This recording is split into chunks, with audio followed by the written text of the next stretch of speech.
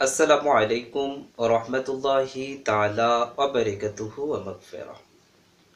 নাহমাদুহু ওয়া নুসাল্লি আলা রাসূলিহিল কারীম, আম্মা বাদ। দূরে এবং কাছে, দেশে এবং প্রবাসে যে যেখান থেকেই আলোচনাটা শুনছেন, সবাইকে আন্তরিক মোবারকবাদ জানাচ্ছি। আসুন হাদিসের আলোকে আমরা জেনে নিই নবীজির প্রতি দুরূদ পড়ার ফজিলত। যেই বিষয়টার উপরে ইমাম তিরমিজি রহমাতুল্লাহি আলাইহি তার প্রখ্যাত গ্রন্থ জামে আত-তিরমিজি শরীফে অসংখ্য হাদিস এনেছেন। তার মধ্য হতে আবু সালাতুল বিতির অধ্যায়ে একটি পরিচ্ছেদ এনেছেন, যে পরিচ্ছেদের নাম দিয়েছেন নবীজির প্রতি দুরূদ পড়ার ফজিলত। সেই পরিচ্ছেদে তিনি 3টি হাদিস এনেছেন। আসুন আমরা ধারাবাহিকভাবে সেই 3টি হাদিস সম্পর্কে জানি। 1 নম্বর হাদিস, যে হাদিসটি তিরমিজি শরীফের 484 নম্বর হাদিস। ওয়ান আব্দুল্লাহ ইবনে মাসউদিন রাদিয়াল্লাহু তাআলা আনহু আন্না রাসূলুল্লাহি সাল্লাল্লাহু আলাইহি ওয়াসাল্লাম قال আউলান নাসিবি ইয়াউমাল কিয়ামতি আকসারুহুম আলাইয়া সালাতান, রাহু তিরমিজি। হযরত আব্দুল্লাহ ইবনে মাসউদ রাদিয়াল্লাহু তাআলা আনহু তিনি বর্ণনা করেছেন, নবী করিম সাল্লাল্লাহু আলাইহি ওয়াসাল্লাম ইরশাদ করেছেন, কিয়ামতের দিন আমার নিকটবর্তী হবে ওই ব্যক্তি, যে ব্যক্তি আমার উপরে অধিক দুরূদ পাঠ করেছে। তাহলে এই হাদিসটা দ্বারা আমরা সহজেই বলতে পারি, যারা নবীজির প্রতি অধিক দুরূদ পাঠ করবে তারা কিয়ামতের দিন নবীজির সঙ্গে থাকবে। দ্বিতীয় হাদিস, যে হাদিসটি 485 নম্বর হাদিস।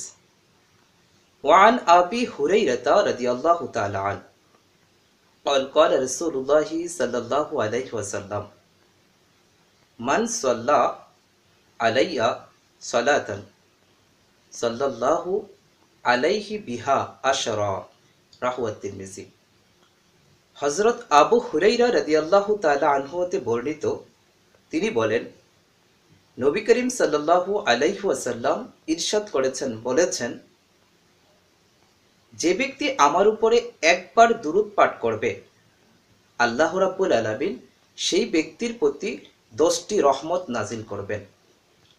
মান সাল্লা আলাইয়া সালাতান, যে ব্যক্তি আমার প্রতি একটিবার দুরূদ পাঠ করবে, সাল্লাল্লাহু আলাইহি বিহা আশরা, আল্লাহ রাব্বুল আলামিন সেই ব্যক্তির জন্য 10টি রহমত নাজিল করবেন। সুবহানাল্লাহ। তাহলে আমরা সহজে বলতে পারি, যে ব্যক্তি নবীজির প্রতি দুরূদ পাঠ করবেন সে সর্বদা আল্লাহর রহমতের মধ্যে নিমজ্জিত থাকবেন। 3 নম্বর যে হাদিস, যে হাদিসটি 486 নম্বর হাদিস।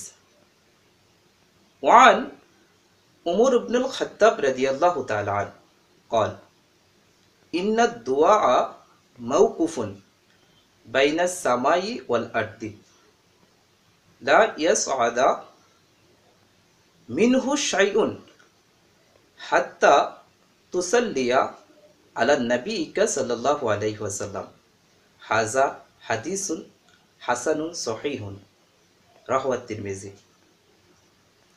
হযরত আমিরুল মুমিনিন, ইসলামের দ্বিতীয় খলিফা হযরত উমর রাদিয়াল্লাহু তাআলা আনহু হতে বর্ণিত, তিনি বলেন, নিশ্চয় ইন্নাদ দুআ মাওকুফুন বাইনাস সামাই ওয়াল আরদ, নিশ্চয় দোয়া আসমান এবং জমিনের মধ্যবর্তী স্থানে ঝুলন্ত অবস্থায় থাকবে।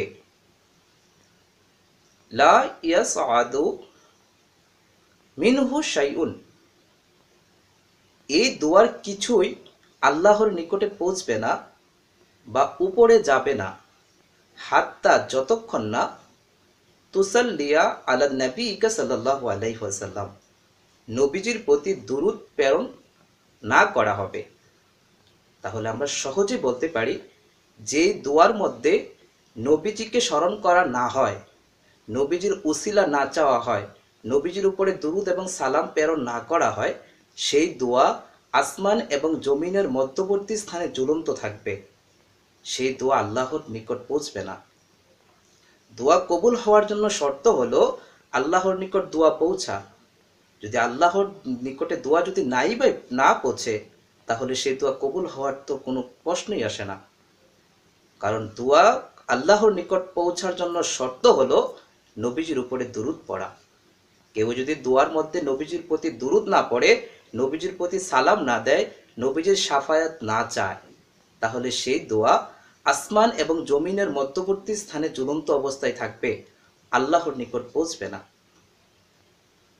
এই বিষয়টার উপরে ইমাম তিরমিজি রহমতুল্লাহি আলাই অপর আরেকটি হাদিস এনেছেন আবু দোয়া অধ্যায়ে।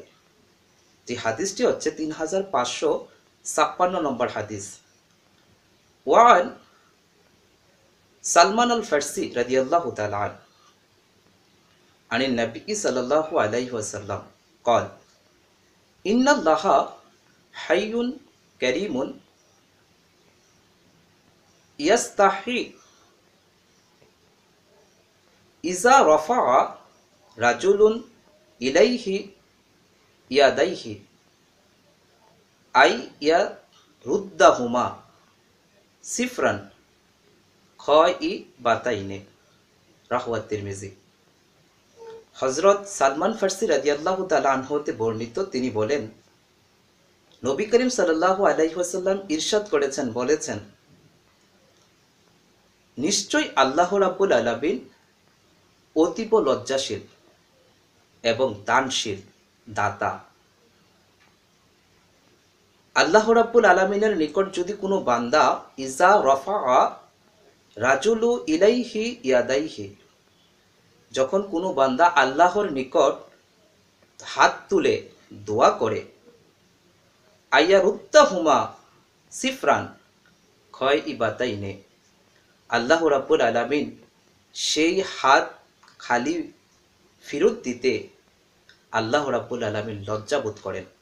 অর্থাৎ যদি কোনো ব্যক্তি আল্লাহর নিকট নবীজির নাম নিয়ে দোয়া করে অথবা আল্লাহর নিকট দোয়া চায় হাত তুলে, সেই হাত খালি ফিরাতে আল্লাহ রাব্বুল আলামিন লজ্জাবোধ করেন। তাহলে পূর্বের হাদিস যেখানে নবীজির নাম না নিলে দোয়া আল্লাহর দরবারে পৌঁছে না, পরের হাদিস যদি কেউ দোয়া করে আল্লাহ রাব্বুল আলামিন সেই দোয়া খালি হাতে ফিরাতে আল্লাহ লজ্জাবোধ করেন। অর্থাৎ আল্লাহ রাব্বুল আলামিন তার মনের নেক জায়েজ মাকাসাদ আল্লাহ কবুল করেন। এখন প্রশ্ন হলো, আমরা নবীজির প্রতি কিভাবে দুরূদ পাঠ করব? এই বিষয়টাও ইমাম তিরমিজি রহমাতুল্লাহি আলাই তার আবওয়াবুস সালাতুল বিতের অধ্যায়ের 483 নম্বর হাদিসে স্পষ্ট করে দিয়েছেন।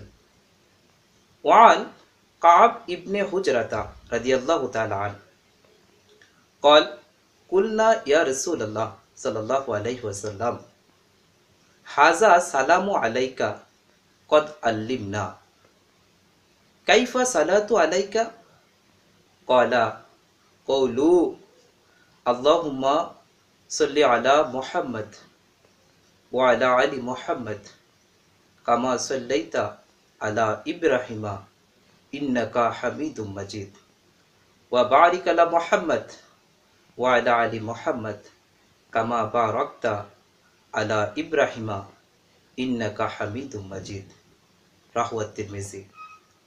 হযরত কাব ইবনে হুজরা রাদিয়াল্লাহু তাআলা আনহু তিনি বলেন, আমি নবী করিম সাল্লাল্লাহু আলাইহি সাল্লাম নিকট জানতে চেয়েছি, নবীজিকে জিজ্ঞাসা করেছি, ইয়া রাসূলুল্লাহ সাল্লাল্লাহু আলাইহি সাল্লাম, আমরা আপনাকে কিভাবে সালাম দিব সেটা আমরা জেনেছি, কিন্তু আমরা আপনাকে কিভাবে আপনার উপরে দুরূদ পড়ব সেটা জানি নাই।